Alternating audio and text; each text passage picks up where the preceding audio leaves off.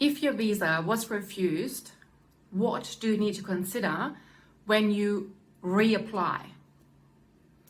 So, what's very important is when the visa has been refused, you will get a decision record sent by the Department of Home Affairs.